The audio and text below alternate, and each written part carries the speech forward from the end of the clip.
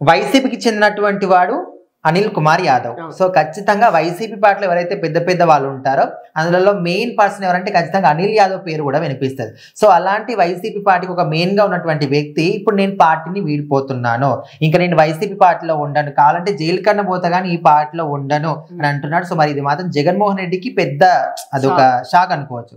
So మరి ఇది నిజంగా నిజం అనుకుంటున్నావా? యాక్చువల్లీ ఇది మాటను రివర్స్ చేసుకోవాలి.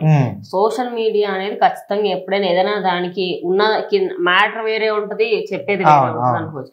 అయితే వైఎస్ జగన్మోహన్ రెడ్డికి నమ్మిన బట్టు ఈయన నిజంగా నేను నీకోసం ప్రాణాలు ఇస్తా అన్నా అనే టైప్, ఇక నా సొంత అన్నా అన్నట్టుగా చూసుకుంటా.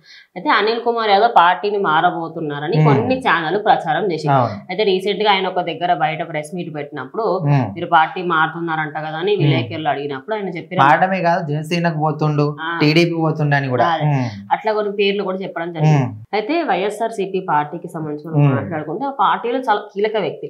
అయితే రీసెంట్ టైమ్స్ లలో నువ్వు అన్నట్టు ఆయన పార్టీని వీడిపోతున్నారు, టీడీపీలో జాయిన్ అవుతున్నారు, అయితే ఆయన బయట ప్రెస్ మీట్ పెట్టి మాట్లాడినప్పుడు ఆయన ఒకటే మాట్లాడాడు, ఇదంతా మీరు ఏడిన్నారు, ఆ ఛానల్లే కదా, అలా బినామీ ఛానల్లే కదా, టీడీపీ బినామీ ఛానల్ మీరే ఉంటారు. అయితే మీకు నా గురించి మాట్లాడితే మీకు పైసలు వస్తున్నాయంటే ప్రచారం చేసుకోవాలి, నా గురించి మీరేమన్నా చెప్తే మీ ఉద్యోగాలకు సంబంధించి మీకు శాలరీలు పడుతున్నాయి నా వల్ల అంటే చేసుకోండి, మీకు ఎంత అంటే అంత ట్రోల్ చేసుకోండి, నాకు చీమ కుట్టినట్టు కూడా ఉండదు. ఇవన్నీ ఆయన చెప్పిన వ్యాఖ్యలు.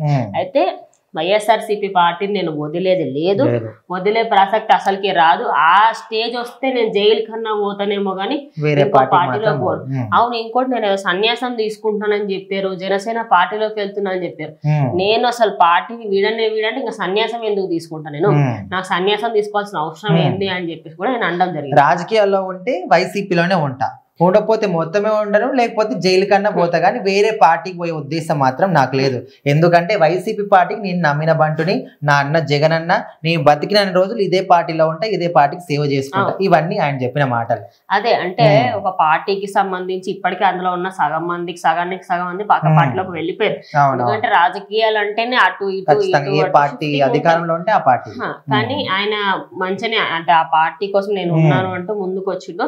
అయితే అదే ప్రెస్ మీట్ లో మాట్లాడుతూ నేను వైఎస్ఆర్సీపీ పార్టీ వీడేది లేదు, ఇంకెక్కతక్కంటే నేను జైలు కన్నా పోతానేమో గానీ నేను వైఎస్ఆర్సీపీ పార్టీ మాత్రం వదిలేది లేదు.